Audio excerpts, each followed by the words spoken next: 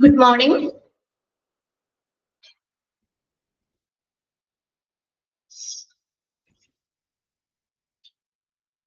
കേൾക്കാൻ പറ്റുന്നില്ല? ഇവിടെ ഷെയർ ചെയ്തേക്കുന്ന സ്ക്രീൻ ക്ലിയർ അല്ലേ?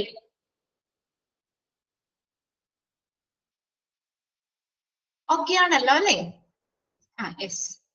അപ്പോ ഇന്നലെ എടുത്തതൊക്കെ വായിച്ചു നോക്കിയായിരുന്നോ? നമ്മൾ എവിടെ വരെയായിരുന്നു പറഞ്ഞത്? ഇത് എക്സ്റ്റേണൽ സോഴ്സ് ഓഫ് റിക്രൂട്ട്മെന്റില് ഡയറക്റ്റ് മെത്തേഡ്, രണ്ടാമത്തെ ഇൻഡയറക്റ്റ് മെത്തേഡ്, മൂന്നാമത്തെ third party method. Third party മെത്തേഡ്സിൽ ഏതൊക്കെയാണ് നമ്മൾ പറഞ്ഞത്? പ്രൈവറ്റ് എംപ്ലോയ്മെന്റ് ഏജൻസീസ്, രണ്ടാമത്തെ state or public employment agency, രണ്ടെണ്ണാണ് അല്ലെ പറഞ്ഞത്. ഫസ്റ്റ് സെക്കൻഡും എയും ബിയും ഇന്നലെ കംപ്ലീറ്റ് ചെയ്തു. അടുത്ത മൂന്നാമത്തെ തേർഡ് പാർട്ടി മെത്തേഡ്സിൽ വരുന്നതാണ് schools, colleges and professional institutions.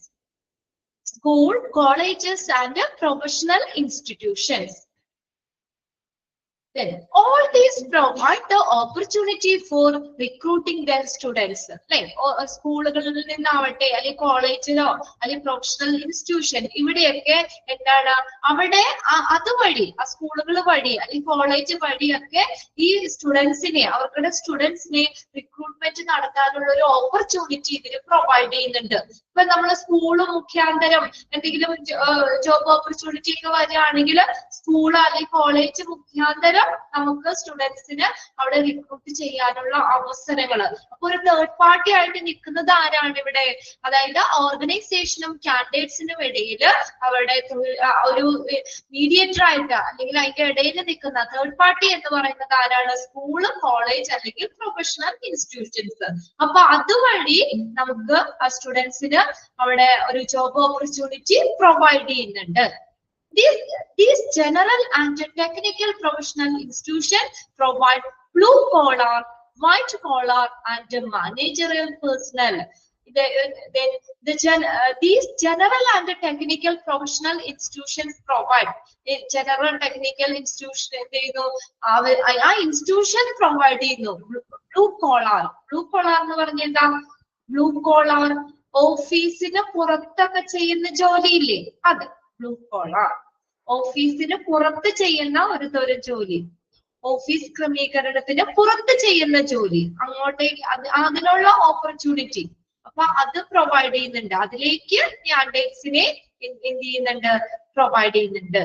Then white collar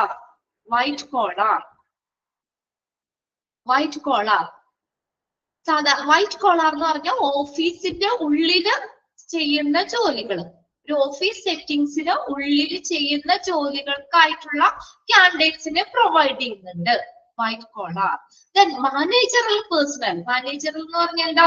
കുറച്ചുകൂടി എന്താ ആ ഒരു ഓർഗനൈസേഷന്റെ കുറച്ചുകൂടി അധികാര പൊസിഷനിലേക്ക്, അല്ലെ, കൂടുതൽ ഉത്തരവാദിത്തങ്ങൾ ഒരു മാനേജറൽ റോളിലേക്ക്. പേഴ്സണൽ എന്ന് പറഞ്ഞാൽ സ്റ്റാഫ് ആണ് കേട്ടോ, PRSONNEL പേഴ്സണൽ. അപ്പൊ മാനേജറൽ പൊസിഷനിലേക്കുള്ള സ്റ്റാഫുകളെ പ്രൊവൈഡ് ചെയ്യുന്നുണ്ട്. These general and technical professional institutions provide blue collar, white collar and managerial person. അതായത് ബ്ലൂ കോളർ എന്ന് പറഞ്ഞാൽ എന്താ പറഞ്ഞത്? ഓഫീസിന് പുറത്ത് ചെയ്യുന്ന ജോലി, അതിലേക്കുള്ള കാൻഡിഡേറ്റ്സിനെ പ്രൊവൈഡ് ചെയ്യുന്നുണ്ട്. വൈറ്റ് കോളർ ഓഫീസ് ക്രമീകരണത്തിനുള്ളിലൊക്കെ ചെയ്യുന്ന ജോലി, അതിലേക്കുള്ള കാൻഡിഡേറ്റ്സിനെ അവര് പ്രൊവൈഡ് ചെയ്യുന്നുണ്ട്. ദെൻ മാനേജറൽ പേഴ്സൺ, കുറച്ചുകൂടി ടോപ്പ് പൊസിഷനിലേക്ക് ഒരു മാനേജറൽ റോൾ വഹിക്കാനുള്ള അങ്ങനെയുള്ള കാൻഡിഡേറ്റ്സിനെയും അവര് പ്രൊവൈഡ് ചെയ്യുന്നുണ്ട്. അപ്പൊ തേർഡ് പാർട്ടി ആയിട്ട് നിൽക്കുന്നത് ആരാണ്? School, college, professional institution. ഇതെല്ലാവരും കാൻഡിഡേറ്റ്സിനെ റിക്രൂട്ട് ചെയ്യാൻ അല്ലെങ്കിൽ കാൻഡിഡേറ്റ്സിനെ ഇവര് പ്രൊവൈഡ് ചെയ്യുന്നുണ്ട്. Okay, provide the opportunity for recruiting their students. അവരുടെ സ്റ്റുഡൻസിനെ റിക്രൂട്ട് ചെയ്യാനുള്ള ഓപ്പർച്യൂണിറ്റി ഇതുവഴി കൊടുക്കുന്നുണ്ട്. അടുത്തതാണ് ഡി എന്ന് പറയുന്ന professional organisation or recruiting firms or executive recruiters. Professional organisation സ്ഥാപനങ്ങളാകാം, അല്ലെങ്കിൽ റിക്രൂട്ട്മെന്റ് നടത്തുന്ന സ്ഥാപനങ്ങളാകാം, അല്ലെങ്കിൽ or executive recruiters. They keep entire information records about the employed executives. അല്ലെ? ഇവരെന്ത് ചെയ്യുന്നു? ഈ കാൻഡിഡേറ്റ്സിന്റെ എല്ലാ ഡീറ്റെയിൽ മൊത്തത്തിലുള്ള ഒരു റെക്കോർഡ്, കാൻഡിഡേറ്റ്സിന്റെ ഡീറ്റെയിൽസ്, അതിന്റെ റെക്കോർഡ്, അത് കാൻഡിഡേറ്റ്സിനെ കുറിച്ചുള്ള ഇൻഫർമേഷൻസ് ഉള്ള ആ റെക്കോർഡ് ഇവര് കീപ്പ് ചെയ്യുന്നുണ്ട്. റിക്രൂട്ടിംഗ് സ്ഥാപനങ്ങള്, പ്രൊഫഷണൽ ഓർഗനൈസേഷൻ അല്ലെങ്കിൽ എക്സിക്യൂട്ടീവ് റിക്രൂട്ടേഴ്സ് ഒക്കെ എന്ത് ചെയ്യുന്നുണ്ട്? കാൻഡിഡേറ്റ്സിന്റെ ഇൻഫർമേഷൻ അത് ഉള്ള റെക്കോർഡ് അവര് കീപ്പ് ചെയ്യുന്നുണ്ട്. These consulting firms suggest highly competent individual for managerial, marketing and production engineer post. ഇങ്ങനെയുള്ള ഈ സ്ഥാപനങ്ങൾ എന്ത് ചെയ്യുന്നു? ഇവര് സജസ്റ്റ് ചെയ്യുന്നു. ഈ സ്ഥാപനങ്ങൾ വഴി സജസ്റ്റ് ചെയ്യാണ് ഹൈലി കോമ്പീറ്റന്റ് ഇൻഡിവിജ്വൽ, യോഗ്യതയുള്ള ഇൻഡിവിജ്വൽസിനെ മാനേജറിയൽ, മാർക്കറ്റിംഗ്, പ്രൊഡക്ഷൻ എഞ്ചിനീയർ പോസ്റ്റിലേക്ക് അവരെന്ത് ചെയ്യുന്നു? സജസ്റ്റ് ചെയ്യുന്നു. ഈ സ്ഥാപനങ്ങൾ വഴിയാണ്. ക്ലിയർ ആവുന്നുണ്ടോ പറയുന്നേ? ഈ കൺസൾട്ടിംഗ് ഫേംസ് സ്ഥാപനങ്ങളാണ് സജസ്റ്റ് ചെയ്യുന്നത് കേട്ടോ. അതിന്റെ യോഗ്യതനായിട്ടുള്ള ഇൻഡിവിജ്വൽസിനെ managerial, marketing, production engineer post ഇതിലേക്ക് ആ സ്ഥാപനങ്ങൾ എന്ത് ചെയ്യുന്നു? കാൻഡിഡേറ്റ്സിനെ സജസ്റ്റ് ചെയ്യുന്നു. അപ്പൊ ഓർഗനൈസേഷനും കാൻഡിഡേറ്റ്സിന്റെ ഇടയിൽ നിൽക്കുന്നത് ആരാണ്? പ്രൊഫഷണൽ ഓർഗനൈസേഷൻ അല്ലെങ്കിൽ recruiting firms or executive recruiters, അവര് വഴി. ക്ലിയർ ആയോ? അടുത്തതാണ് ട്രേഡ് യൂണിയൻ. തൊഴിലാളി സംഘടനകള്, trade union. Trade union offers manual and skilled workers in sufficient quantity. Trade union കേട്ടിട്ടില്ലേ നിങ്ങൾ? യൂണിയനുകള്. ആ ട്രേഡ് യൂണിയൻ മാനുവൽ ആയിട്ടുള്ള, സ്കിൽഡ് ആയിട്ടുള്ള വർക്കേഴ്സിനെ സഫിഷ്യന്റ് ക്വാണ്ടിറ്റിയിൽ അവര് എന്ത് ചെയ്യുന്നു? ഓഫർ ചെയ്യുന്നുണ്ട്. ആ യൂണിയൻ വഴിയാണ് അവിടെ എന്താണ് ആ ഓരോ ഓർഗനൈസേഷനിൽ ഒരു ജോബ് വേക്കൻസി ഉണ്ട്. അപ്പൊ ആ യൂണിയനാണ് സജസ്റ്റ് ചെയ്യുന്നത് ഇന്ന ആളെ എടുക്കണം എന്ന്. അവരെ ഒരു ഓഫർ കൊടുക്കുക ചെയ്യുന്നത്. In few organizations, formal agreements are made to give the priority to the candidates recommended by the trade union during the recruitment process. ഇനി ചില ഓർഗനൈസേഷനിലെ അവര് ഒരു ഫോർമൽ എഗ്രിമെന്റ് ഉണ്ട്. ആരുമായിട്ട്? ഈ ട്രേഡ് യൂണിയനുമായിട്ട് ഒരു എഗ്രിമെന്റ് ഉണ്ട്. അപ്പൊ ഈ റിക്രൂട്ട്മെന്റ് പ്രോസസ്സിൽ ട്രേഡ് യൂണിയൻസ് ഈ റെക്കമെൻഡ് ചെയ്യുന്ന കാൻഡിഡേറ്റ്സിന് പ്രിയോറിറ്റി, അവർക്ക് വേണം മുൻഗണന കൊടുക്കാൻ. അല്ലെങ്കിൽ ഇത്ര റിക്രൂട്ട്മെന്റ് നടത്തുന്നുണ്ടെങ്കിൽ ആ യൂണിയനിൽ 5 പേരെ, അല്ലെങ്കിൽ യൂണിയൻ സജസ്റ്റ് ചെയ്യുന്ന, യൂണിയൻ റെക്കമെൻഡ് ചെയ്യുന്ന 5 പേരെ എടുക്കണം എന്ന് അവിടെ ചിലപ്പോ ആ കമ്പനിയും യൂണിയൻ തമ്മിൽ ഒരു ഫോർമൽ എഗ്രിമെന്റ് ഉണ്ടാക്കിയിരിക്കാം. മനസ്സിലാവണ്ടോ പറയണത്? ഒരു തേർഡ് പാർട്ടി മെത്തേഡ് ആണ്. അപ്പൊ നമ്മള് ആ ഓർഗനൈസേഷനും കാൻഡിഡേറ്റ്സിന്റെ ഇടയിൽ അവിടെ ആരാ ഉള്ളത്? നേരിട്ട് കാൻഡിഡേറ്റ്സ് അവിടെ ഇത് ചെയ്യുകയല്ല. ആര് വഴിയാണ് അവിടെ കിട്ടുന്നത്? ട്രേഡ് യൂണിയൻ വഴി, തൊഴിലാളി സംഘടനകള്. ക്ലിയർ ആവണ്ടോ പറയണത്? ഓക്കെ ആണോ? തേർഡ് പാർട്ടി മെത്തേഡ് ആണ്. അതില് ട്രേഡ് യൂണിയൻ എന്ന് പറഞ്ഞ തൊഴിലാളി സംഘടനകള്. അപ്പൊ ചില സ്ഥാപനങ്ങളില്ലേ, ഈ ചില സ്ഥാപനങ്ങള് അവര് റിക്രൂട്ട്മെന്റ് നടത്തുമ്പോൾ ഈ യൂണിയനുമായിട്ട് ഒരു എഗ്രിമെന്റ് ഉണ്ടാകും. അതായത് ആ റിക്രൂട്ട്മെന്റ് പ്രോസസ്സിൽ യൂണിയൻ സജസ്റ്റ് ചെയ്യുന്ന ആളുകളെ അവരെ എന്ത് ചെയ്യണം? ആ യൂണിയൻ സജസ്റ്റ് ചെയ്യുന്ന ആളുകളെ അവിടെ അവരെ റെക്കമെൻഡ് ചെയ്യുക. യൂണിയനാണ് സജസ്റ്റ് ചെയ്യുന്നത്, അല്ലെങ്കിൽ യൂണിയൻ റെക്കമെൻഡ് ചെയ്യാണ് ചെയ്യുന്നത്. അവർക്ക് വേണം പ്രയോറിറ്റി കൊടുക്കാൻ. കണ്ടോ? അങ്ങനെയുള്ള ഒരു എഗ്രിമെന്റ് സ്ഥാപനങ്ങളുമായിട്ട് ഈ ട്രേഡ് യൂണിയൻ ഉണ്ടാകാം. അടുത്തതാണ് F, casual labour or applicant at the gate. Casual labor or applicant at the gate. Many industries are dependent on the casual labor who daily marks his presence on factory gate or employment office. ഒത്തിരി നമ്മൾ temporary workers എന്നൊക്കെ പറയാം, daily വേജസിനൊക്കെ ഇത് പറയില്ലേ. അപ്പൊ അവര് ഓരോ ദിവസ വേതന ഇതിലാണ് കൊടുക്കുന്നത്. ഫാക്ടറി ഗേറ്റിലോ എംപ്ലോയ്മെന്റ് ഓഫീസിലോ ദിവസവും തന്റെ പ്രസൻസ് അറിയിക്കുന്ന കാഷ്വൽ തൊഴിലാളികള്, അതാണ് ടെമ്പററി വർക്കേഴ്സ്. അങ്ങനെയുള്ളവരുണ്ട്. അവരെ ആശ്രയിച്ചിട്ടാണ് പല വ്യവസായങ്ങളും നടത്തുന്നതെന്ന്. അപ്പൊ ഇവിടെ ആരാണ് അവിടെ മീഡിയേറ്റർ എന്ന് പറഞ്ഞാൽ? Casual labour or applicant at the gate. അതായത് നമ്മള് ഡെയിലി ആയിട്ട് ഓരോ ദിവസവും അപ്പൊ അങ്ങനെ അതായത് എന്താ പറയാ ആ ജോലിനെ ഡിപ്പെൻഡ് ചെയ്ത് ഇപ്പൊ ഇന്ന് ജോലി കിട്ടോ അപ്പൊ അന്നത്തേക്ക് ആളെ വേണം, പിറ്റേ ദിവസം ആണെങ്കിൽ അന്നത്തേക്ക് ആളെ വേണം, അങ്ങനെ കാഷ്വൽ ലേബറിനെ ഈ പല വ്യവസായങ്ങളും എന്ത് ചെയ്യുന്നുണ്ട്, ഡിപ്പെൻഡ് ചെയ്യുന്നുണ്ട്. അപ്പൊ ചിലപ്പോ സ്ഥിരമായിട്ട് അവർക്ക് ജോലി കൊടുക്കാൻ പറ്റില്ലായിരിക്കും ചിലപ്പോ. അപ്പൊ അതാ പറഞ്ഞേക്കുന്നത്, ഫാക്ടറി ഗേറ്റിലോ എംപ്ലോയ്മെന്റ് ഓഫീസിലോ ദിവസവും തന്റെ പ്രസൻസ് അറിയിക്കുന്ന, സാന്നിധ്യം രേഖപ്പെടുത്തുന്ന ടെമ്പററി വർക്കേഴ്സ് അല്ലെങ്കിൽ കാഷ്വൽ തൊഴിലാളികളെ ആശ്രയിച്ച് പല ഓർഗനൈസേഷനും പല ഇൻഡസ്ട്രീസും ഡിപ്പെൻഡ് ചെയ്യുന്നുണ്ടെന്നാണ് പറഞ്ഞേക്കുന്നത്. ഇനി അടുത്തതാണ് അൺകൺസോളിഡേറ്റഡ് ആപ്ലിക്കേഷൻസ്, ഏകീകരിക്കാത്ത ആപ്ലിക്കേഷൻസ്. അൺകൺസോളിഡേറ്റഡ് ആപ്ലിക്കേഷൻസ് എന്ന് പറയുന്നത് there are certain job posts for which small number of candidates apply. ഇനി ചില ജോബ് വേക്കൻസി ഇല്ലേ, ചില ജോലിയില് എന്താ പറയാ കുറച്ച് ആപ്ലിക്കൻസ് മാത്രമേ ആ ജോലിയിലേക്ക് അപ്ലൈ ചെയ്യുള്ളൂ. അതെന്ത് ജോലിയാ? There are certain job posts for which a small number of candidates apply. കുറച്ച് കാൻഡിഡേറ്റ്സ് മാത്രം അപ്ലൈ ചെയ്യുന്ന അതെന്ത് ജോലിയാ? അതെന്ത് ജോലിയായിരിക്കും? കുറച്ച് കാൻഡിഡേറ്റ്സ് മാത്രം അതിലേക്ക് അപ്ലൈ ചെയ്യുള്ളൂ. അതെന്ത് ജോലിയാ? റിസ്ക് ജോലി ആയിരിക്കും അല്ലേ? നമ്മൾ ആരും അധികം റിസ്ക് എടുക്കാൻ തയ്യാറാവുന്നില്ല. ഇപ്പൊ ഒരു എന്താ പറയാ ഇപ്പൊ ടെൻഡർ കാര്യങ്ങളൊക്കെ ഇത് പറയുകയാണെങ്കിൽ നമുക്കൊരു 20 നില കെട്ടിടത്തിന്റെ മുകളിൽ നിന്ന് പണിയണം എന്നൊക്കെ പറഞ്ഞു കഴിഞ്ഞാൽ എല്ലാവരും ചിലപ്പോ അതിലേക്ക് വില്ലിങ് ആവണമെന്നില്ല അല്ലെ. ഹെൽത്തി പ്രശ്നങ്ങളുള്ളവര് അങ്ങനെ പലരും. അപ്പൊ കുറച്ച് പേര് മാത്രമേ അങ്ങോട്ടേക്ക് ആപ്ലിക്കേഷൻസ് കൊടുക്കുള്ളൂ. അതായത് റിസ്ക് വർക്ക് കാരണം ചിലപ്പോ ചില ജോലിയിലേക്ക് ഒരുപാട് പേരൊന്നും അപ്ലൈ ചെയ്യാൻ തയ്യാറാവില്ല. കണ്ടോ, അതാ പറഞ്ഞേക്കുന്നത്. എന്തുകൊണ്ടാ അങ്ങനെ? റിസ്ക് വർക്ക് കാരണം. There are certain job posts for which a small number of candidates apply. കുറച്ച് കാൻഡിഡേറ്റ്സ് മാത്രമേ അങ്ങോട്ടേക്ക് അപ്ലൈ ചെയ്യുള്ളൂ. അങ്ങനെയുള്ള ചില ജോബ് പോസ്റ്റുകൾ ഉണ്ട്. In such cases, അപ്പൊ അങ്ങനെയുള്ള കേസുകളിൽ എന്ത് ചെയ്യും? Organization can search the application form of those candidates who have approached the organization for the vacancies available by their own effort. അപ്പൊ അങ്ങനെ വരുമ്പോഴേ ഇപ്പൊ നമ്മൾ ശരിക്കും ഒരു 10 ജോലി ഒഴിവുണ്ട്, പക്ഷെ അതിനകത്ത് കുറച്ച് പേരെ വില്ലിങ് ആയിട്ടുള്ളൂ, സ്മോൾ നമ്പർ ഓഫ് കാൻഡിഡേറ്റ്സ് മാത്രമേ അപ്ലൈ ചെയ്തിട്ടുള്ളൂ.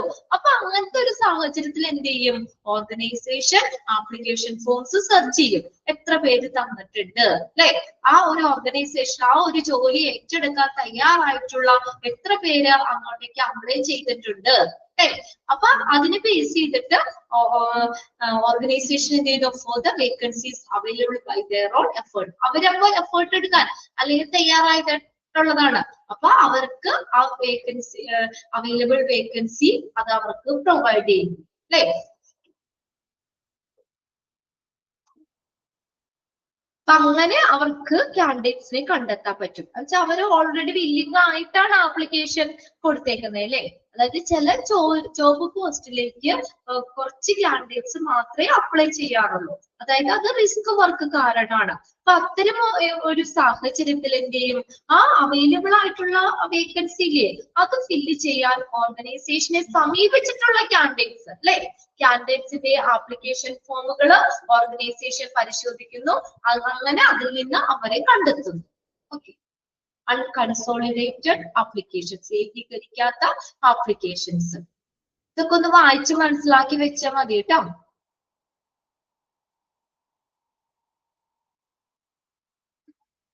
അടുത്തതാണ് voluntary organisations. Voluntary organisation. These organizations such as private club and social organization might also supply employees like who are physically handicapped, widowed or married women, aged person, retired people.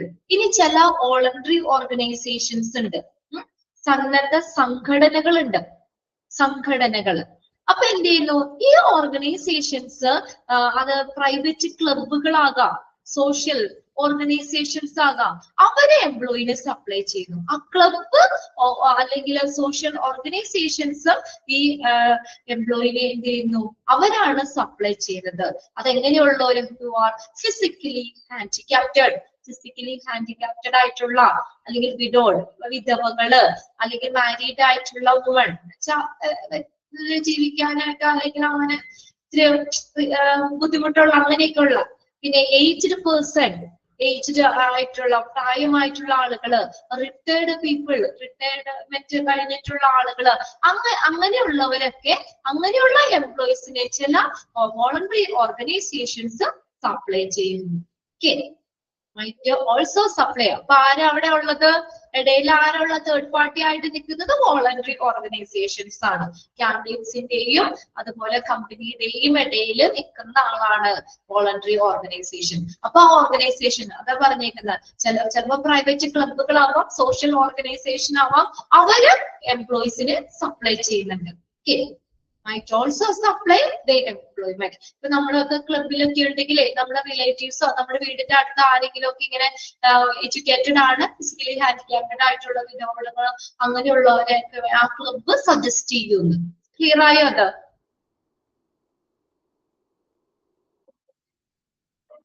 അടുത്തതാണ് computer data banks. When a company needs a specific type of employee, job description and a job specification are uploaded into the computer. അതായത് കാൻഡിഡേറ്റ്സിന്റെ details കമ്പ്യൂട്ടറിൽ, ജോലിയുടെ നിർദ്ദേശങ്ങള്, job specification, ഇതെല്ലാം കമ്പ്യൂട്ടറിൽ എന്ത് ചെയ്തിട്ടുണ്ടാവും, store ചെയ്തിട്ടുണ്ടാവും. Where they are matched with the resume data stored therein.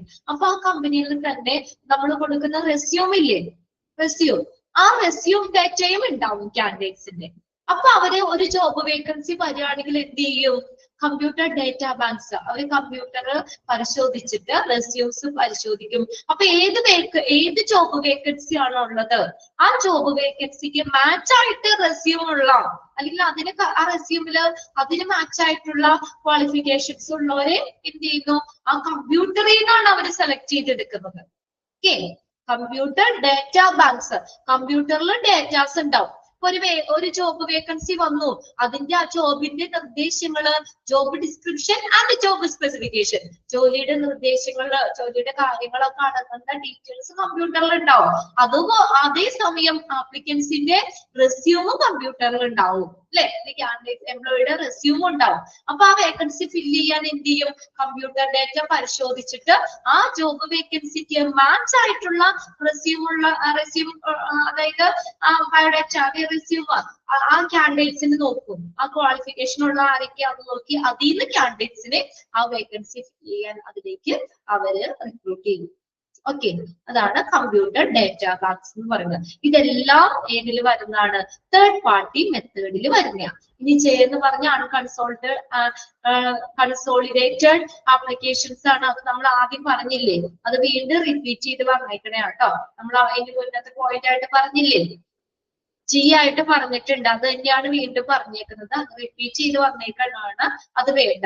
അപ്പൊ ഏതാണ് ഐ വരെ ഉണ്ട് കേട്ടോ. അതിന്റെ തേർഡ് പാർട്ടി മെത്തേഡ്സിൽ വരുന്ന ഏതൊക്കെയാ, private employment agency, state or public employment agency, then school, colleges and professional institutions, professional organization or recruiting firms or executive recruiters, then അടുത്തത് trade union, തൊഴിലാളി സംഘടനകള്, then casual labor or applicant at the gate, then voluntary organization, പല സന്നദ്ധ സംഘടനകള്, then പിന്നീട് എവിടെ നിന്നാണ്, computer data banks.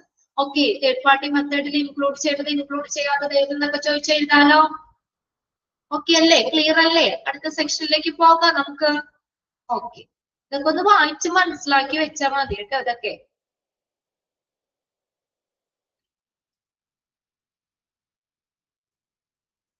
ഇനി അടുത്തതാണ് merits. Merits of external source of recruitment.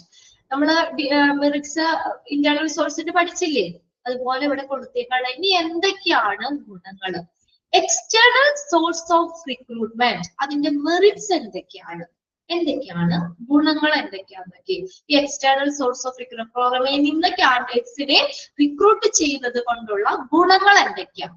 ഒന്നാമത്തെ പോയിന്റ് എന്താ? വൈഡ് ചോയ്സ്, നല്ല ചോയ്സ് ഉണ്ട് അല്ലെ?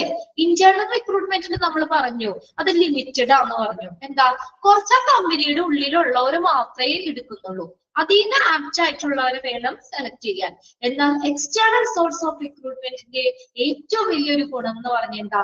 വൈഡ് ചോയ്സ്, ധാരാളം ആപ്ലിക്കൻസ് ഉണ്ട് പുറത്ത് അല്ലെ?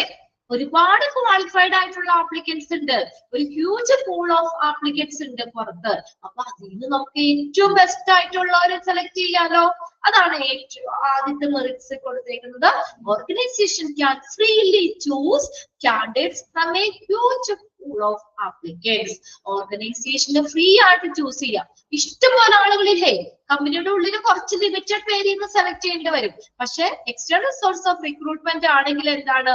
ഒരു വലിയൊരു കൂട്ടമുണ്ട്, ആപ്ലിക്കൻസിന്റെ വലിയൊരു കൂട്ടമുണ്ട്, അതിൽ നിന്ന് സെലക്ട് ചെയ്യാൻ പറ്റും. ഓർഗനൈസേഷന് ഫ്രീ ആയിട്ട് കാൻഡിഡേറ്റ്സിനെ സെലക്ട് ചെയ്യാൻ പറ്റും. ക്ലിയർ ആയി? ഒന്നാമത്തെ പോയിന്റ് വൈഡ് ചോയ്സ്.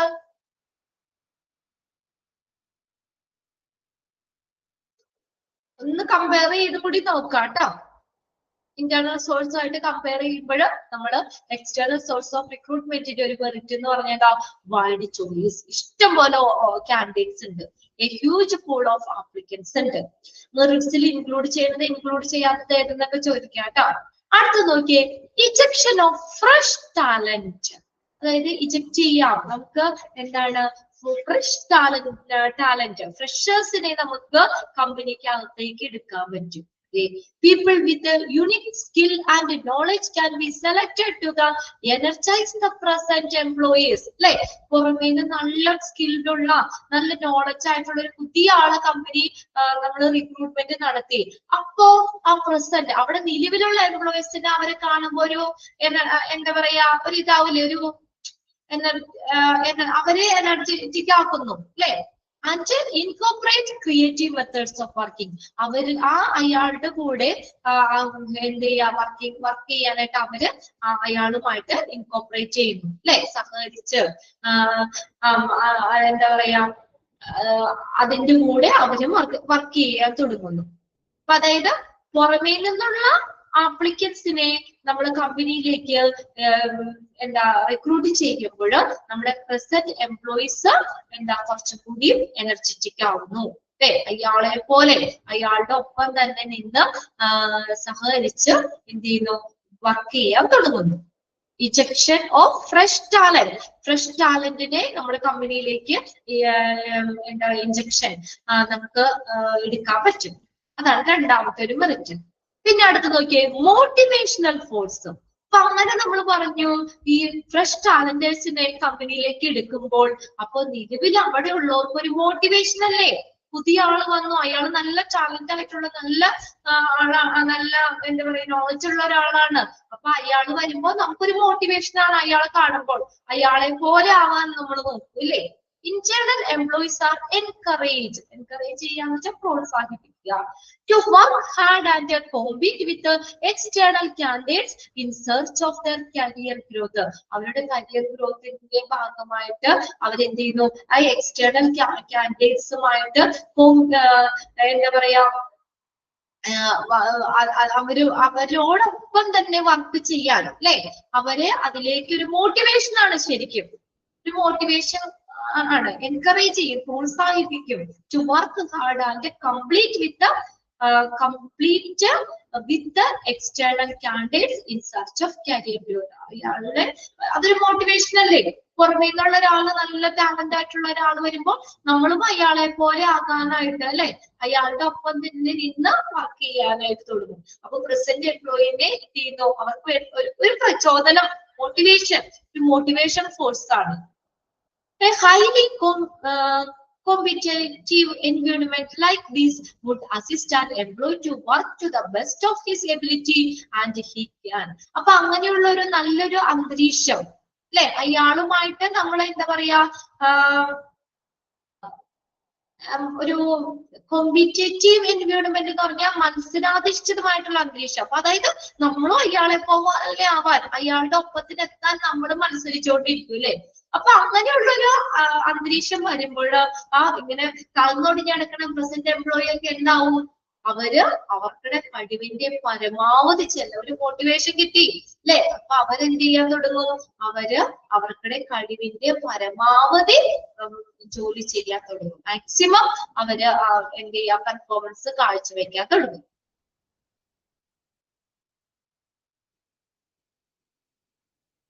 കോമ്പീറ്റ് എന്നാണ് കേട്ടോ അതെ.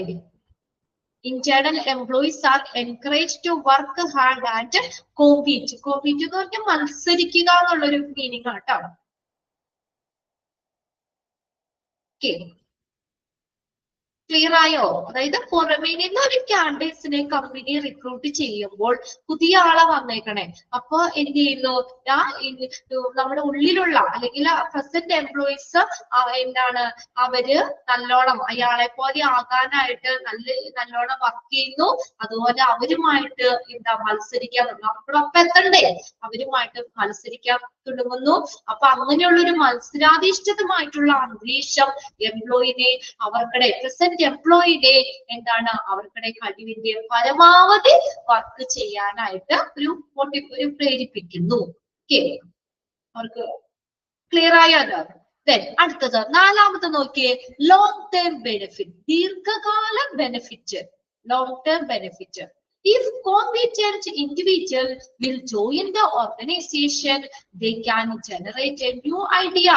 അപ്പൊ പുതിയ ഇൻഡിവിജ്വൽ, പുതിയ എക്സ്റ്റേണൽ സോഴ്സ് ഓഫ് റിക്രൂട്ട്മെന്റ് ആണ്. അപ്പൊ പുതിയ കാൻഡിഡേറ്റ്സ് ആ ഓർഗനൈസേഷനിലേക്ക് വന്നപ്പോഴേക്കും പുതിയ പുതിയ ഐഡിയാസ് അവർ സൃഷ്ടിക്കുന്നു. അപ്പൊ അങ്ങനെ ഒരു കോമ്പറ്റേറ്റീവ് ആയിട്ടുള്ള ഒരു മത്സരാധിഷ്ഠിതമായിട്ടുള്ള ഒരു അറ്റ്മോസ്ഫിയർ സൃഷ്ടിക്കുന്നു. Which would force employee to give out their best. അപ്പൊ എംപ്ലോയീസ് അവരുടെ കഴിവിന്റെ പരമാവധി അവര് വർക്ക് ചെയ്യാനും അതിനനുസരിച്ച് അവർക്ക് ബെനിഫിറ്റുകൾ, നമ്മൾ കൂടുതൽ ജോലി ചെയ്ത് കഴിഞ്ഞാൽ നമുക്ക് അതിനനുസരിച്ചുള്ള ബെനിഫിറ്റ് കിട്ടൂലേ. അപ്പൊ അതനുസരിച്ച് അവര് കഴിവിന്റെ പരമാവധി വർക്ക് ചെയ്യാനും ഏൺ ബെനിഫിറ്റ്സ് നേടാനും ഗെറ്റ് പ്രമോഷൻ, അവർക്ക് പ്രമോഷന്റെ സാധ്യത അല്ലെങ്കിൽ പ്രമോഷൻ കിട്ടാനും ഒക്കെ ഉള്ളൊരു സാധ്യതയുണ്ട്. അപ്പൊ അങ്ങനെ ഒരു ലോങ് ടേം ബെനിഫിറ്റ്സ് എംപ്ലോയിക്ക് കിട്ടുന്നു. ഇതൊക്കെ എക്സ്റ്റേണൽ സോഴ്സ് ഓഫ് റിക്രൂട്ട്മെന്റിന്റെ മെറിറ്റ്സ് ആണ്. ഒന്നാമത്തെ എന്താ പറഞ്ഞത്, വൈഡ് ചോയ്സ്, അതായത് കമ്പനിക്ക് പുറത്തുനിന്നുള്ള റിക്രൂട്ട്മെന്റ്, കമ്പനിയുടെ പുറത്തു നിന്നാണ് റിക്രൂട്ട്മെന്റ് നടത്തുന്നത് അല്ലെ. അപ്പൊ അങ്ങനെ വരുമ്പോ ഓർഗനൈസേഷന് ഇഷ്ടം പോലെ ആപ്ലിക്കൻസ്, കാൻഡിഡേറ്റ്സ്, ഒരു ഹ്യൂജ് പൂൾ ഓഫ് ആപ്ലിക്കൻസ് പുറമേണ്ട്. അപ്പൊ അതിൽ നിന്ന് ഒരു കമ്പനിയുടെ ഉള്ളിൽ 100 പേരുള്ളെങ്കിൽ ലക്ഷക്കണക്കിന് ആളുകൾ കമ്പനിയുടെ പുറത്തുണ്ടാവും. അപ്പൊ അതിൽ നിന്ന് നമുക്ക് ഏറ്റവും ബെസ്റ്റ് ആയിട്ടുള്ളവരെ നോക്കി സെലക്ട് ചെയ്യാൻ പറ്റും. പിന്നെ ഫ്രഷ് ടാലന്റേഴ്സിനെ കമ്പനിയിലേക്ക് എടുക്കാൻ പറ്റും, ഇജക്ഷൻ. അടുത്ത നോക്കിയേ, മോട്ടിവേഷണൽ ഫോഴ്സ്. അപ്പൊ പിന്നെ എന്ന് പറഞ്ഞത് ഒരു മോട്ടിവേഷണൽ ഫോഴ്സ് ആണ്. പുറമേ നിന്ന് കാൻഡിഡേറ്റ്സിനെ എടുക്കുമ്പോൾ പ്രസന്റ് എംപ്ലോയിക്ക് ഒരു മോട്ടിവേഷൻ ആണ്.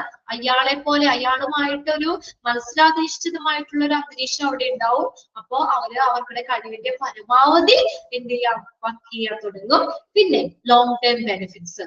അപ്പൊ നമ്മൾ പറഞ്ഞല്ലോ, ഒരു പുതിയ ഒരു എംപ്ലോയി കമ്പനിയിലേക്ക് ജോയിൻ ചെയ്യുമ്പോൾ അവര് പുതിയ പുതിയ ഐഡിയാസ് സൃഷ്ടിക്കുന്നു. അപ്പോ പഴയവരുമായിട്ട് ഒരു മത്സരാധിഷ്ഠിതമായിട്ടുള്ള അന്തരീക്ഷം ഉണ്ടാക്കുന്നു. അത് എംപ്ലോയീസിന് എന്ത് ചെയ്യുന്നു, കൂടുതൽ വർക്ക് ചെയ്യാൻ, അവിടെ നിലവിലുള്ള എംപ്ലോയീസിനെ കൂടുതൽ വർക്ക് ചെയ്യാനായിട്ട് പ്രോത്സാഹിപ്പിക്കുന്നു. അവരുടെ കഴിവിന്റെ പരമാവധി ചെയ്യുന്നു. അതനുസരിച്ച് എന്ത് ചെയ്യുന്നു, അവർക്ക് ബെനിഫിറ്റ്സ്, അതിൻ്റെതായ ലാഭങ്ങൾ നേടാൻ പറ്റുന്നു. അവർക്ക് പ്രൊമോഷൻ ഒക്കെ കിട്ടുന്നു. ഓക്കെ, അപ്പൊ അങ്ങനെ ഒരു ലോങ് ടേം ബെനിഫിറ്റ്സ്. ക്ലിയർ ആണോ? 4 പോയിന്റ്സും മെറിറ്റ്സില് ഇൻക്ലൂഡ് ചെയ്യണത് ഏത്, ഇൻക്ലൂഡ് ചെയ്യാത്തത് ഏത്?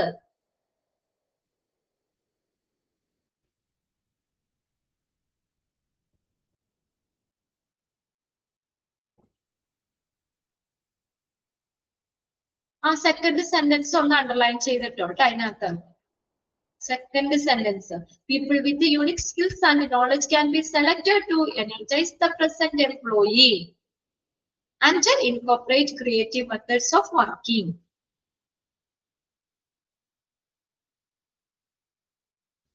ഇനി മൂന്നാമത്തെ പോയിന്റിൽ രണ്ടാമത്തെ സെന്റൻസ് നോക്കിയേ, A highly competitive environment like this would assist an employee to work to the best of their ability and as he can. അതൊന്ന് അണ്ടർലൈൻ ചെയ്തിട്ടേ. പിന്നെ long term benefits le first sentence ഒന്ന് underline ചെയ്തിട്ടോ. If competent individual will join the organization, they can generate new ideas. പുതിയ ideas സൃഷ്ടിക്കുന്നു. പിന്നെ രണ്ടാമത്തെ sentence underline ചെയ്തിട്ടോ. This competitive atmosphere which would force to employee to give out അവരുടെ കഴിവിന്റെ പരമാവധി അവർക്ക് കൊടുക്കാനും ബെനിഫിറ്റ്സ് നേടാനും പ്രൊമോഷൻ നേടാനും ഒക്കെ ഹെൽപ്പ് ചെയ്യും. ഓക്കെ, ഇനി ഡിമെറിറ്റ്സ് ആണ്. ഓക്കെ അല്ലേ? അടുത്തത് നോക്കാം. ഡിമെറിറ്റ്സ് ഇതൊക്കെ ഒന്ന് വായിച്ച് മനസ്സിലാക്കി വെച്ചാൽ മതി കേട്ടോ. ഒരുപാട് ബുദ്ധിമുട്ടുള്ളതൊന്നും അല്ല, എളുപ്പമുള്ള കാര്യങ്ങളാണ്. ഇത് നോക്കിയേ, demerits of external source of recruitment. അപ്പൊ മെറിറ്റ്സ് ഉണ്ടെങ്കിൽ എന്തായാലും ഒരു ഡിമെറിറ്റ്സ് ഉണ്ടാവും അല്ലേ? എന്തൊക്കെയാ ഡിമെറിറ്റ്സ്? ഈ എക്സ്റ്റേണൽ സോഴ്സ് ഓഫ് റിക്രൂട്ട്മെന്റ് എന്ന് പറയുന്നത് എക്സ്പെൻസീവ് ആണ്. ഇന്റേണൽ സോഴ്സിൽ നമ്മൾ പറഞ്ഞില്ലേ അധികം പൈസ ഒന്നും വേണ്ടെന്ന്. ഇത് നോക്കി, എക്സ്റ്റേണൽ സോഴ്സ് ഓഫ് റിക്രൂട്ട്മെന്റ് അതെങ്ങനെയാ? എക്സ്പെൻസീവ് ആണ്. അതൊരു ഡിമെറിറ്റ് ആണ്. Using various source of recruitment is not easy work. റിക്രൂട്ട്മെന്റ് നടത്തുക എന്നുള്ളത് ഒരു ഈസി ആയിട്ടുള്ള കാര്യമല്ല അല്ലെ? അവിടെ hiring cost may be increase significantly. ആ കാൻഡിഡേറ്റ്സിനെ നിയമിക്കാനുള്ള നിയമന ചിലവ് താരതമ്യേന കൂടാം അല്ലെ? അത് വെച്ചാൽ പല സ്റ്റെപ്പുകളുണ്ട്. ഇന്റേണൽ സോഴ്സ് ആണ് കമ്പനിയുടെ ഉള്ളിൽ നിന്ന് തന്നെ അങ്ങ് എടുത്താൽ മതി. ഇത് പുറമെ അഡ്വർടൈസ്മെന്റ് കൊടുക്കണം, അങ്ങനെയൊക്കെ നമ്മള് എക്സ്റ്റേണൽ സോഴ്സ് ഓഫ് റിക്രൂട്ട്മെന്റ് ആവുമ്പോൾ ഇന്റേണൽ സോഴ്സ് ഓഫ് റിക്രൂട്ട്മെന്റിന് വെച്ചിട്ട് നോക്കുമ്പോൾ വളരെയധികം എക്സ്പെൻസീവ് ആണ്. Okay, hiring cost may increase significantly. അടുത്ത നോക്കിയാൽ ടൈം കൺസ്യൂമിങ്. ഇനി അതെന്താണ്? എക്സ്റ്റേണൽ സോഴ്സ് ഓഫ് റിക്രൂട്ട്മെന്റ് ഒരു ടൈം കൺസ്യൂമിങ് പ്രോസസ് ആണ്. കുറെ സമയം എടുക്കുന്നു. Advertising, screening, testing and selecting the right employee is a time consuming process. ഇതെല്ലാം ടൈം കൂടുതൽ എടുക്കുന്ന പ്രോസസ് ആണ്. ഇതിനൊക്കെ advertising, screening, testing and selecting the right employee is the time consuming process. ഇത് ഒരു ടൈം കൂടുതൽ എടുക്കുന്ന പ്രോസസ്സാ അല്ലെ? ഇന്റേണൽ സോഴ്സ് ആണെങ്കിൽ പെട്ടെന്ന് കഴിയും, ഉള്ളിൽ നിന്ന് തന്നെ ഒരാളെ സെലക്ട് ചെയ്താൽ മതി. എന്നാൽ പുറമേ നിന്ന് അഡ്വർടൈസ്മെന്റ് കൊടുത്തു, സ്ക്രീനിങ്, ടെസ്റ്റിംഗ്, ഇതിനൊക്കെ കുറെ സമയം എടുക്കും. ഇതൊരു ടൈം കൺസ്യൂമിങ് പ്രോസസ് ആണ്. ഒന്ന് അണ്ടർലൈൻ ചെയ്തിട്ടോ കേട്ടോ. Advertising, screening, testing and selecting the right employee is a time consuming process. The whole procedure need to be repeated if the right candidate is not found. അപ്പൊ ആദ്യത്തെ recruitment process നടത്തിയിട്ട് ശരിയായ കാൻഡിഡേറ്റ്സിന് നമുക്ക് കിട്ടിയില്ലെങ്കിലോ വീണ്ടും നമ്മൾ അത് ചെയ്യണ്ടേ അല്ലേ? ശരിയായ കാൻഡിഡേറ്റ്സിന് കിട്ടിയില്ലെങ്കിൽ മൊത്തം പ്രൊസീജിയർ വീണ്ടും റിപ്പീറ്റ് ചെയ്യേണ്ടി വരാം. പിന്നെ റിക്രൂട്ട്മെന്റ് പ്രോസസ് നടത്തേണ്ടി വരാം. അപ്പൊ അങ്ങനെ വരുമ്പോൾ നമുക്ക് എന്താണ്? കുറെ സമയം എടുക്കും. ഇനി നെക്സ്റ്റ് മൂന്നാമത്തെ ഒരു ഡിമെറിറ്റ് എന്താ? ഡീമോട്ടിവേറ്റിംഗ്. എന്താ പറയാ? അവരൊരു നിരുത്സാഹപ്പെടുത്തും. ഡീമോട്ടിവേറ്റ് ചെയ്യാന്ന് വെച്ചാൽ നിരുത്സാഹപ്പെടുത്തും. Present employee who have given a lot of time in service may oppose the process of recruiting vacancy from outside the organization. ഇപ്പൊ കമ്പനിയില് 10 വർഷമായിട്ട് നിൽക്കുന്ന സ്റ്റാഫ് ഉണ്ട് കേട്ടോ, കുറെ നാള് സർവീസിൽ ഇരുന്ന സ്റ്റാഫ് ഉണ്ട്. അവരെന്താണ് ഈ എക്സ്റ്റേണൽ സോഴ്സ് ഓഫ് റിക്രൂട്ട്മെന്റിനെ, ആ ഒരു പ്രോസസ്സിനെ അവര് എതിർക്കാം അല്ലെ? ഇത്രയും വർഷം സീനിയോറിറ്റി ഉള്ള ഒരാള് കമ്പനിയിലുണ്ട്, അപ്പൊ പിന്നെ പുറമെ നിന്ന് ആ ഒരു പോസ്റ്റിലേക്ക് വേറെ ആളെ എടുക്കേണ്ട ആവശ്യമുണ്ടോ എന്നൊരു തോന്നൽ അവർക്ക് വരാം, പ്രസന്റ് എംപ്ലോയിക്ക് വരാം. ഉണ്ടോ? അപ്പൊ ആ process of recruiting vacancy from outside the organisation, ആ ഒരു പ്രോസസ്സിനെ എന്താ പ്രസന്റ് എംപ്ലോയി ഒപ്പോസ് ചെയ്യാം അല്ലെ? കുറെ നാള് സർവീസിൽ ഇരിക്കുന്ന എംപ്ലോയീസ് അതിനെ എതിർക്കാം. എന്താ ഇപ്പൊ അങ്ങനെ പുറമേ നാളെ എടുക്കേണ്ട ആവശ്യമില്ല, കമ്പനിയുടെ ഉള്ളിൽ തന്നെ സീനിയർ ആയിട്ടുള്ള ഞങ്ങളൊക്കെ ഉണ്ടല്ലോ എന്നൊരു തോന്നല് അവർക്ക് വരും. The feeling that their service has not been valued by the organization demotivates them. അല്ലെ? അപ്പൊ അവർക്കൊരു ഉള്ളിലൊരു ഫീലിംഗ് വരൂലേ? എന്താ ഞങ്ങൾ ഇത്രയും നാൾ ഇവിടെ സർവീസ് ഇവിടെ ജോലി ചെയ്തിട്ട് ഞങ്ങൾക്ക് ഒരു വിലയും കമ്പനി തന്നിട്ടില്ല എന്നുള്ളത് അവരെ നിരുത്സാഹപ്പെടുത്തും. സ്വാഭാവികമല്ലേ സുനിത, ശ്രുതി, സൂര്യ? അല്ലേ? നമുക്ക് തോന്നൂല അങ്ങനെ? നമ്മളൊരു 20 വർഷമായിട്ട് കമ്പനിയിൽ ഞാൻ നിൽക്കുകയാണ്, കണ്ടോ? എന്നിട്ട് എന്താ പറയാ, അപ്പൊ ഞാൻ ഇത്രയും നാൾ അവിടെ കമ്പനി ചെയ്ത കമ്പനി എനിക്കൊരു വില തന്നില്ലല്ലോ, അതുകൊണ്ടല്ലേ പുറമേ ആളിരുന്നേന്നൊരു തോന്നല് അവിടെ നിലവിലുള്ള എംപ്ലോയീസിന് വരാം. And they start losing interest in the performing the job. അങ്ങനെ വരുമ്പോ എന്ത് പറ്റും? അവർക്ക് ആ ജോലിയിലുള്ള താല്പര്യം നഷ്ടപ്പെടാം. ഞാൻ എന്തിനാ ചെയ്യണേ, ഞാൻ ഇത്രയും വർഷം ഇങ്ങനെ നല്ല ആത്മാർത്ഥമായിട്ട് ചെയ്തു എന്ന് പറഞ്ഞിട്ട് കമ്പനി എന്നെ പരിഗണിച്ചില്ല, പിന്നെ ഞാൻ എന്തിനാ ചെയ്യണേ എന്നുള്ളൊരു തോന്നല് അവർക്ക് വരും. And they start losing interest in performing the job. കണ്ടോ? അവർക്ക് എന്താ, ആ ജോലി നിർവഹിക്കാനുള്ള താല്പര്യം നഷ്ടപ്പെടാം. അപ്പൊ അവരെന്ത് ചെയ്യുന്നു? പ്രസന്റ് എംപ്ലോയിനെ ഡിമോട്ടിവേറ്റ് ചെയ്യുന്നു. അതൊരു ഡിമെറിറ്റ് ആയിട്ടാണ് കൊടുത്തേക്കുന്നത് കേട്ടോ. Demerits of external sources. ഇനി അടുത്തതാണ് uncertainty. എന്ന് വെച്ചാൽ എന്താ? അനിശ്ചിതത്വം. There is uncertainty that the organization will be able to hire the right candidates. ശരിയായ കാൻഡിഡേറ്റ്സിനെ എന്താ നിയമിക്കുന്നതിന് ഓർഗനൈസേഷന് ഒരു അനിശ്ചിതത്വം വരാം. അതായത് നോക്കിയെന്താ, it may end up hiring unsuitable. ഇപ്പൊ ശരിക്കും കാൻഡിഡേറ്റ്സിന് പുറമേ ഇതാക്കുമ്പോൾ നമുക്ക് എന്താ പറയാ, അത് കറക്റ്റ് ഇതല്ലെങ്കിൽ എന്ത് ചെയ്യുന്നു? It may be end up the hiring unsuitable candidates. അനുയോജ്യ ആ പോസ്റ്റിലേക്ക് സ്യൂട്ടബിൾ അല്ലാത്ത കാൻഡിഡേറ്റ്സിനെ നിയമിക്കുന്നതിലേക്ക് നയിക്കും.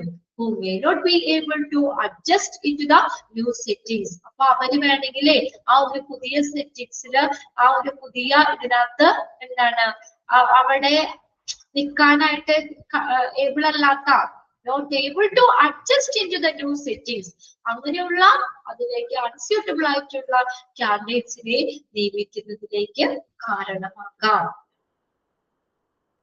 മനസ്സിലായോ?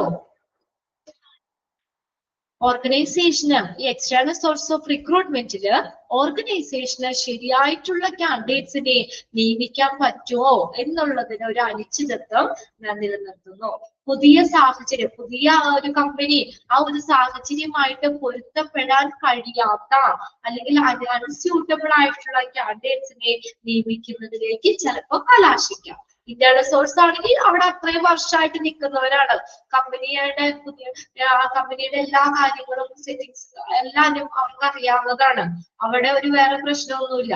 എന്നാൽ എന്താണ് ആ കമ്പനിയിൽ നിൽക്കാൻ സ്യൂട്ടബിൾ ആയിട്ടുള്ള അഡ്ജസ്റ്റ് ചെയ്യാൻ പറ്റുന്ന അങ്ങനെയുള്ള കാൻഡിഡേറ്റ്സിനെ കിട്ടുമോ എന്നുള്ളതില് കമ്പനിക്ക് ഒരു അനിശ്ചിതത്വം നേരിടാം. ക്ലിയർ ആയോ? നോക്കിയ ഡീമെറിറ്റ്സ് വായിച്ചു നോക്കിയൊന്ന്.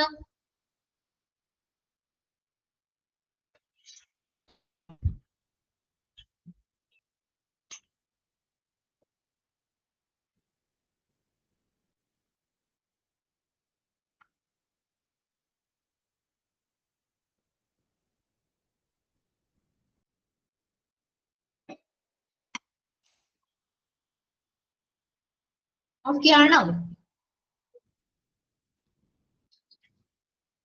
എന്തൊക്കെയാ അപ്പൊ നമ്മൾ പറഞ്ഞ ഡീമെറിറ്റ്സ് എന്താ? എക്സ്റ്റേണൽ സോഴ്സ് ഓഫ് റിക്രൂട്ട്മെന്റ് വളരെ ചെലവ് പിടിച്ച കാര്യമാണ് അല്ലെ, എക്സ്പെൻസീവ് ആണ്, ഇനി കുറെ സമയം എടുക്കും, ടൈം കൺസ്യൂമിങ് ആണ്. പിന്നെ അടുത്തത് പ്രസന്റ് എംപ്ലോയിനെ എന്ത് ചെയ്യുന്നു? ഡീമോട്ടിവേറ്റ് ചെയ്യുന്നു, നിരുത്സാഹപ്പെടുത്തുന്നു. പിന്നെ എന്താണ്? ഓർഗനൈസേഷന് എന്താണ് പുതിയൊരു സെറ്റിങ്സിലാണ് സ്യൂട്ടബിൾ ആയിട്ടുള്ള കാൻഡിഡേറ്റ്സിനെ കിട്ടുമോ എന്നുള്ളതിന് ഓർഗനൈസേഷൻ ഒരു അനിശ്ചിതത്വം തോന്നാം, അൺസർട്ടിനിറ്റി. ക്ലിയർ ആയില്ല എല്ലാവർക്കും? നെക്സ്റ്റിലേക്ക് പോകാം. ഇമ്പോർട്ടൻസ് ഓഫ് റിക്രൂട്ട്മെന്റ്. ഐശ്വര്യ, ലച്ചു, അഖില, ഐഷ ഇവിടെ ഇല്ലേ? അതോ ഇവിടെ ഇങ്ങനെ ഇത് മാത്രമുള്ളോ? സ്ക്രീൻ ഇത് ഓണാക്കി വെച്ചിട്ട് വേറെ ജോലിക്കൊക്കെ പോയേക്കാണോ? ഉണ്ടല്ലേ? ഐശ്വര്യൊക്കെ തമ്പിട്ടുണ്ട്, ചിലരുടെ ഒന്നും തമ്പൊന്നും കാണാനുള്ള, അതുകൊണ്ടാ ചോദിച്ചു. ഓക്കെ, ഇനി അപ്പൊ അതിനകത്ത് ഡീമെറിറ്റ്സിൽ ഇൻക്ലൂഡ് ചെയ്യണത് ഏത്, ഇൻക്ലൂഡ് ചെയ്യാത്തത് ഏതെന്നൊക്കെ ചോദിക്കാം കേട്ടോ. നോക്കി വെക്കണം. മെറിറ്റ്സ് ആണോ ഡീമെറിറ്റ്സ് അല്ല വരുന്നതാണോ എന്നൊക്കെ ചോദിക്കാം. മെറിറ്റ്സും ഡീമെറിറ്റ്സും മനസ്സിലാക്കി വെക്കുക. External source of recruitment. ഇനി നെക്സ്റ്റ് ആണ് ഇമ്പോർട്ടൻസ് ഓഫ് റിക്രൂട്ട്മെന്റ്. ഒന്നാമത് നോക്കിയേ, determines present and future requirements. അപ്പൊ നമ്മളൊരു റിക്രൂട്ട്മെന്റിന്റെ പ്രാധാന്യം എന്താണ്? നമ്മുടെ പ്രസന്റ് നിലവിലുള്ളതും ഫ്യൂച്ചറിലേക്കുമുള്ള ആവശ്യകതകളെ നിർണ്ണയിക്കുന്നു.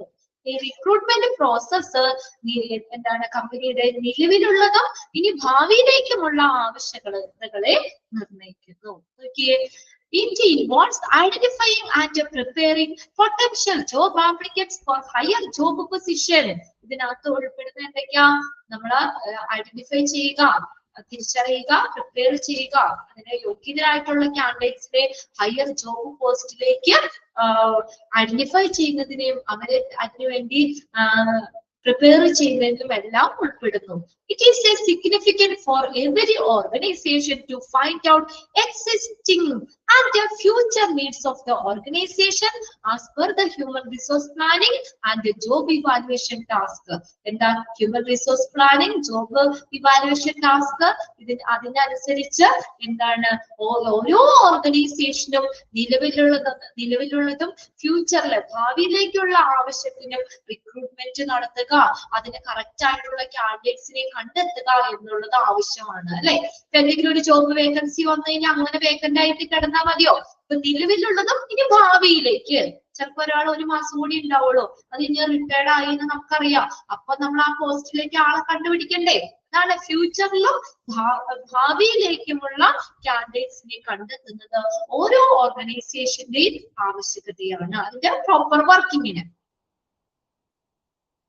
സെക്കൻഡ് സെന്റൻസ് ഒന്ന് അണ്ടർലൈൻ ചെയ്തോ കേട്ടോ. ഇനി രണ്ടാമത് നോക്കിയേ, creates and increase applicants pool. Create ചെയ്യാന്ന് വെച്ചാൽ സൃഷ്ടിക്കുക, ഇൻക്രീസ് ചെയ്യുക, വർദ്ധിപ്പിക്കുക. ആപ്ലിക്കൻസിന്റെ ഗ്രൂപ്പ്, പൂള് എന്ന് വെച്ചാൽ ഗ്രൂപ്പ്, കൂട്ടത്തെ വർദ്ധിപ്പിക്കുക. അത് റിക്രൂട്ട്മെന്റിന്റെ ഒരു ആവശ്യകതയാണ്. Recruitment develop a pool of talented candidates to facilitate the selection of the most suitable candidates for the organization. നമ്മൾ പല പ്രാവശ്യം പറഞ്ഞാണ്, ഇപ്പൊ നമ്മളെ കമ്പനിയിൽ 10 ഒഴിവുള്ളൂ, പക്ഷെ ഒരു കമ്പനിക്ക് ഇഷ്ടം ഒരുപാട് ആപ്ലിക്കൻസ് ഉള്ളതാണ്. ഒരു ആപ്ലിക്കൻസ് പൂൾ കൂടുതലുള്ളതാണ് ബെറ്റർ. എന്താ? അതിൽ നിന്ന് ഏറ്റവും നല്ലവരെ നോക്കി നമുക്ക് സെലക്ട് ചെയ്യാം. 10 വേക്കൻസിയിൽ 12 പേരെ ഉള്ളെങ്കിൽ അതിൽ നിന്ന് 10 പേരെ സെലക്ട് ചെയ്യാൻ ചിലപ്പോ കമ്പനി ചിലപ്പോ ചെയ്യേണ്ടി വന്നേക്കാം, റിക്രൂട്ട് ചെയ്യേണ്ടി വന്നേക്കാം. എന്നാലും ഒരു 100 പേരുണ്ടെങ്കിൽ കമ്പനിക്ക് സന്തോഷല്ലേ?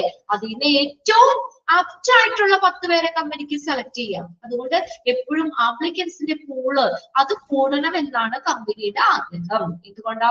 നമ്മൾ ഏറ്റവും ബെസ്റ്റ് ആയിട്ടുള്ളവരെ കിട്ടാൻ വേണ്ടി. Then it helps to gather an appropriate number of acceptable applicants for each job position. എന്തിനു വേണ്ടി? ഇതെന്തിനു സഹായിക്കുന്നു? ആപ്ലിക്കൻസിന്റെ പൂള് കൂട്ടുക, അല്ലെങ്കിൽ കൂടുതലുണ്ടെങ്കിൽ എന്തിനു സഹായിക്കുന്നു? അനുയോജ്യമായിട്ടുള്ള എണ്ണം അക്സെപ്റ്റബിൾ ആപ്ലിക്കൻസ് അവരെ ആ ഗ്രൂപ്പ് പോസ്റ്റിലേക്ക് ഫില്ല് ചെയ്യാനായിട്ട് ഓർഗനൈസേഷന് പറ്റും. അറ്റ് മിനിമം കോസ്റ്റ്, ഇങ്ങനെ സാധ്യമായ കുറഞ്ഞ ചെലവില്. It has been observed that the worth of the selection to an organization rises. Worth എന്ന് വെച്ചാൽ എന്താ? മൂല്യം. ഓർഗനൈസേഷന്റെ ആ സെലക്ഷന്റെ മൂല്യം കൂടുന്നു. Rises with the increase in the pool of potential candidates. അതിന് കഴിവുള്ള കാൻഡിഡേറ്റ്സിന്റെ ആ പൂള് എന്താണ്? കൂട്ടം, ആ പൂൾ അത് കൂടുമ്പോൾ, അല്ലെ? ആ ആപ്ലിക്കൻസിന്റെ ഗ്രൂപ്പ് കൂടുമ്പോൾ സെലക്ഷന്റെ മൂല്യം വർദ്ധിക്കുന്നു. ശരിയല്ലേ? സെലക്ഷന്റെ മൂല്യം വർദ്ധിക്കുന്നു എന്ന് വെച്ചാൽ ഏറ്റവും നല്ലവരെ നോക്കി സെലക്ട് ചെയ്യാൻ പറ്റൂല്ലേ? അല്ലെ? ഏറ്റവും ബെസ്റ്റ് ആയിട്ടുള്ളവരെ നോക്കി സെലക്ട് ചെയ്യാൻ പറ്റും. It has been observed that the worth of the selection to an organization rises with the increase in the pool of potential candidates. മനസ്സിലാവല്ലേ? അതായത് അതിന് യോഗ്യതരായിട്ടുള്ള കാൻഡിഡേറ്റ്സിന്റെ കൂട്ടം നമ്മള് ആ ഗ്രൂപ്പ് കൂടുന്നതിനനുസരിച്ച് സെലക്ഷന്റെ മൂല്യം വർദ്ധിക്കുന്നു. അണ്ടർലൈൻ ചെയ്തോട്ടോ. ലാസ്റ്റ് സെന്റൻസ്, ഫസ്റ്റ് സെന്റൻസും അണ്ടർലൈൻ ചെയ്യുക, അതിൽ ലാസ്റ്റ് സെന്റൻസും അണ്ടർലൈൻ ചെയ്യുക.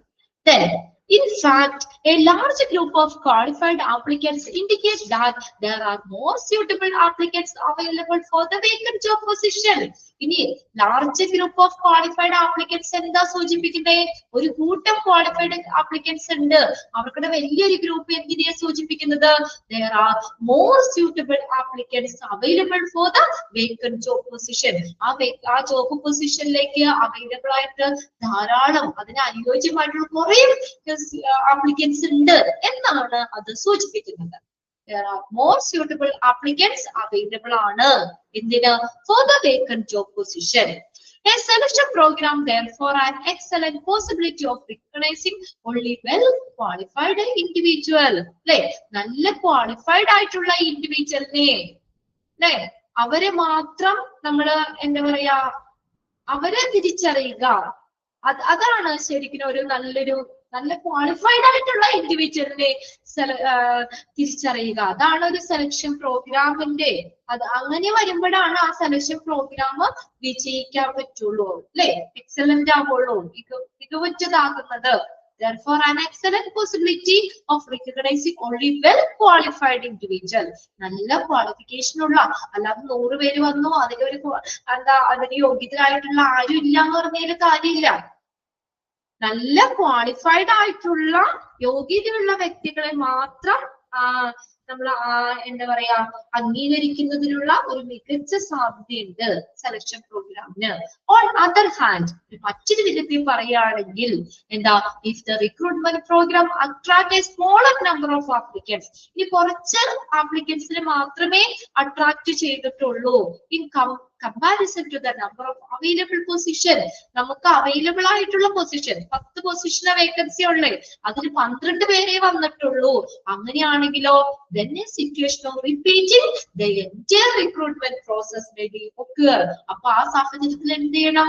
ചിലപ്പോ അതിന് നമുക്ക് 10 വരെ സെലക്ട് ചെയ്യാൻ പറ്റിയെന്നല്ല, അപ്പൊ എന്ത് ചെയ്യുന്നു? റിപ്പീറ്റ് ചെയ്യണം, ആ സിറ്റുവേഷൻ റിപ്പീറ്റ് ചെയ്യണം. entire റിക്രൂട്ട്മെന്റ് പ്രോസസ് എന്ത് ചെയ്യണം? അവിടെ നമ്മൾ റിപ്പീറ്റ് ചെയ്യേണ്ടതായിട്ട് വരും. അപ്പൊ കമ്പനി എപ്പോഴും ആഗ്രഹിക്കുന്നത് എന്താണ്? ഒരു വലിയൊരു കൂട്ടം ആപ്ലിക്കൻസിന് കിട്ടണം, എന്നാലാണ് സെലക്ഷന്റെ മൂല്യം കൂടുള്ളൂ.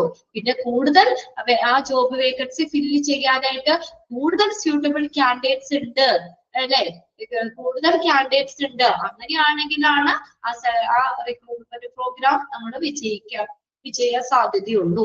ഇനി കുറച്ച് ക്വാളിഫൈഡ് ആയിട്ടുള്ള കാൻഡിഡേറ്റ്സ് ഉള്ളൂ, അങ്ങനെയാണെങ്കിൽ നമ്മൾ ആ റിക്രൂട്ട്മെന്റ് പ്രോസസ് റിപ്പീറ്റ് ചെയ്യേണ്ടതായിട്ട് വരും. ഓക്കെ, അടുത്ത നോക്കിയേ, മൂന്നാമത്തെ എന്താണ് റിക്രൂട്ട്മെന്റിന്റെ ഒരു പ്രാധാന്യം? Increase the success rate of selection. ആ സെലക്ഷന്റെ സക്സസ് റേറ്റ് വർദ്ധിക്കാനായിട്ട് by lowering the percentage of applicants who are either less qualified or who are undecided. KSAS ഒന്ന് അണ്ടർലൈൻ ചെയ്തിട്ടോ. KSAS എന്ന് പറഞ്ഞാൽ knowledge, skills and ability for the recruiting organization. Recruitment increases the success rate of the selection process. ഒന്ന് underline ചെയ്തിട്ടേ.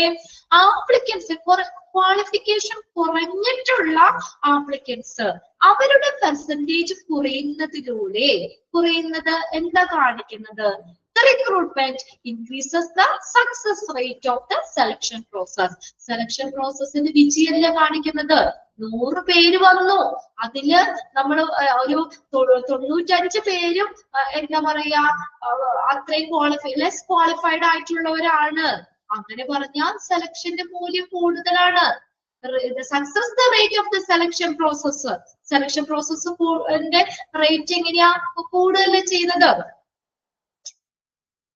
അതായത് less qualified ആയിട്ടുള്ളവരായിക്കോട്ടെ, നമുക്കത് അതിലേക്ക് കമ്പനിയിലേക്ക് നമുക്ക് ഇതാക്കാൻ പറ്റൂലല്ലോ. മനസ്സിലായോ? ബൈ ലോവർ അവർക്കുടെ എണ്ണം കുറയുന്നത് എന്താണ്? സക്സസ് കാണിക്കുന്നതെന്നാ പറയുന്നത്. By lowering the percentage of applicants who are either less qualified or who are undesired. അവരെ അഭികാമ്യമല്ലാത്ത ആപ്ലിക്കൻസിന്റെ പെർസെന്റേജ് കുറയ്ക്കാം. നമുക്ക് എന്താ വേണ്ടേ? നല്ല ക്വാളിഫൈഡ് ആയിട്ടുള്ളവരല്ലേ നമുക്ക് വേണ്ടത്. അപ്പൊ ലെസ് ക്വാളിഫൈഡ് ആയിട്ടുള്ള ആപ്ലിക്കൻസിന്റെ പെർസെന്റേജ് അത് കുറയ്ക്കുക എന്നുള്ളത് എന്താ കാണിക്കുന്നത്? Then this means that recruitment increase the success rate of the selection process. Selection processന്റെ വിജയമാണ് കാണിക്കുന്നത്. അണ്ടർലൈൻ ചെയ്തോട്ടോ. സ്റ്റാഫ് ടൈം നമുക്ക് നോക്കി, ഈ 100 പേരെ ക്വാളിഫിക്കേഷൻ ഇല്ലാത്ത 100 പേരെ നമ്മൾ എന്താ പറയാ അവർക്ക് വേണ്ടി ചെലവാക്കുന്ന സമയം നമുക്കത് വെറുതെയാണല്ലേ. The staff time, അതിനുവേണ്ടി material, physical facility are needed by this kind of processing. അത് ആ ഒരു 95 പേരെ നമ്മൾ വെറുതെ ചെയ്യണത്, അവര് ക്വാളിഫൈഡ് അല്ല അല്ലെ. അപ്പൊ അത്രയും പേർക്കുടെ എണ്ണം കുറയ്ക്കാന്ന് പറഞ്ഞാൽ കമ്പനിക്ക് ലാഭം തന്നെയാണ്. അതിനുവേണ്ടി നമുക്ക് കുറെ സമയം ചെലവാക്കേണ്ട കാര്യമില്ല. അല്ലെങ്കിൽ ആ recruitment process, materials, physical facility അതൊക്കെ നമുക്ക് ഈ ഇങ്ങനെ റിക്രൂട്ട്മെന്റ് നടത്തുന്നതിന് ആവശ്യമാണ്. അപ്പൊ അനാവശ്യമായിട്ടുള്ളവര് വെറുതെ ഇങ്ങനെ നമ്മുടെ എന്താ സെലക്ഷൻ പ്രോസസ്സിൽ ഉൾപ്പെടുത്തി കഴിഞ്ഞാൽ നമുക്ക് വെറുതെ കമ്പനിക്ക് അത് നഷ്ടമുള്ളൂ. If the recruitment program bring applicants who do not match the requirement of the vacant job position, the result can be terrible.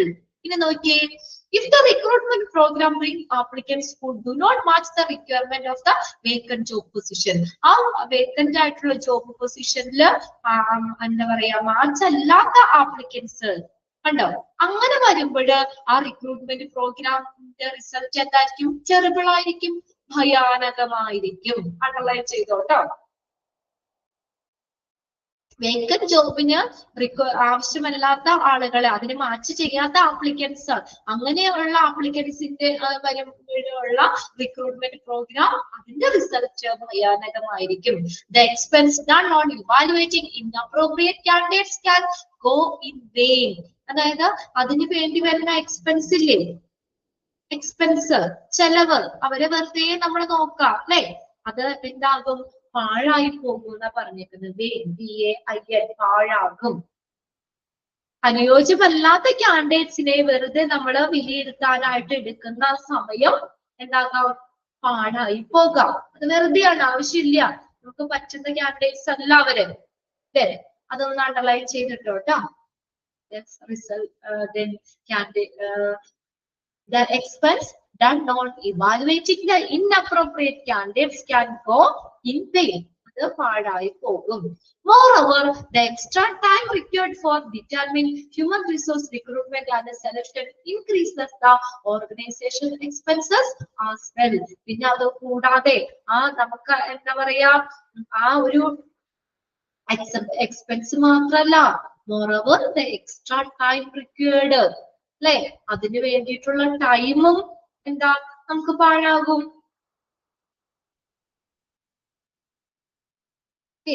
Moreover, the extra time required for determining human resource recruitment and selection increases the organization. അപ്പൊ അത് രണ്ടും എന്താണ്? ഓർഗനൈസേഷന്റെ expense വർദ്ധിക്കുന്നു.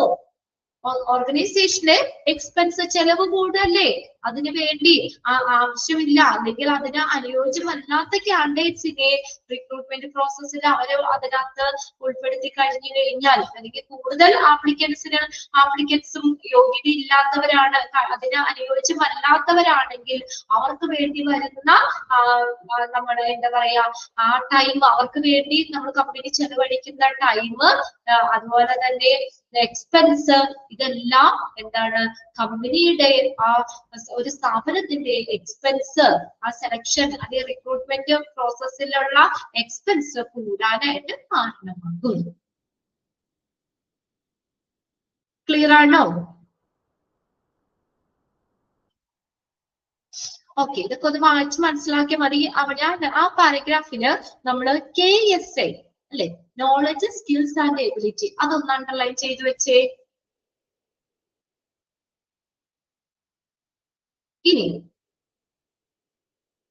അടുത്ത sentence നോക്കി. If the recruitment program brings applicants who do not match the requirement of the vacant job position, the result എങ്ങനെയായിരിക്കും? Terrible. Result അത് ഭയാനകമായിരിക്കും. അതിന്റെ expense, the expense done on evaluating inappropriate candidates can go in vain. അത് പാഴായി പോകും. അനുയോജ്യമില്ലാത്ത ആപ്ലിക്കൻസിനെ evaluate ചെയ്യുക. അവര് വെറുതെ evaluate ചെയ്യുന്നല്ലേ, അതിനു വേണ്ടി വരുന്ന എക്സ്പെൻസ് പാഴാകും. അത് കൂടാതെ എക്സ്ട്രാ ടൈം അവർക്ക് വേണ്ടി നമ്മൾ ചെലവഴിക്കുന്ന ടൈം, അതുപോലെ തന്നെ എന്താണ് ഓർഗനൈസേഷന്റെ എക്സ്പെൻസ്, ഇതെല്ലാം നമുക്ക് വെറുതെ ആകും, കൂടും. Extra time required for determine human resource recruitment. ആ ഒരു ഹ്യൂമൻ റിസോഴ്സ് റിക്രൂട്ട്മെന്റ് നിർണ്ണയിക്കുന്നതിന് വേണ്ടി അതിന് എടുക്കുന്ന ടൈം, റിക്രൂട്ട്മെന്റ് ആൻഡ് സെലക്ഷൻ എടുക്കുന്ന ടൈം എന്താണ്, അത് ഓർഗനൈസേഷന്റെ എക്സ്പെൻസ് കൂട്ടാനും കാരണമാകും. ഓക്കെ, 3 പോയിന്റ്സ് ആണ് നമ്മൾ പറഞ്ഞു കേട്ടോ. എന്താണ് ഇമ്പോർട്ടൻസിൽ? ഒന്നാമത്തെ, എന്തിനാണ് റിക്രൂട്ട്മെന്റിന്റെ പ്രാധാന്യം, എന്തിനാ നമ്മൾ റിക്രൂട്ട്മെന്റ് നടത്തുന്നത്? കമ്പനിയുടെ പ്രസന്റ് ഫ്യൂച്ചർ റിക്വയർമെന്റ്സ് അല്ലെ, ആവശ്യകതകള്, പ്രസന്റ് ഫ്യൂച്ചർ റിക്വയർമെന്റ്സ് നിർണ്ണയിക്കാൻ റിക്രൂട്ട്മെന്റ് വേണം. കമ്പനിയുടെ നിലവിലുള്ളതും ഭാവിയിലേക്കുമുള്ള ആ ജോബ് വേക്കൻസി അത് ഫില്ല് ചെയ്യാൻ, അതിന്റെ കമ്പനിയുടെ ആവശ്യകതകൾ നിർണ്ണയിക്കാൻ റിക്രൂട്ട്മെന്റ് വേണം. പിന്നെ അടുത്തത് എന്താണ്? Create and increase the applicants pool. ആപ്ലിക്കൻസിന്റെ കൂട്ടം അത് ഇൻക്രീസ് ചെയ്യണം. അതാണ് കമ്പനി ആഗ്രഹിക്കുന്നത്. എന്നാലാണ് ഏറ്റവും നല്ല കാൻഡിഡേറ്റ്സിനെ നമുക്ക് സെലക്ട് ചെയ്യാൻ പറ്റുള്ളൂ. അപ്പൊ ആപ്ലിക്കൻസിന്റെ പൂള് കൂട്ടാനായിട്ട്. അടുത്ത് നോക്കിയേ, increase the success rate of the selection.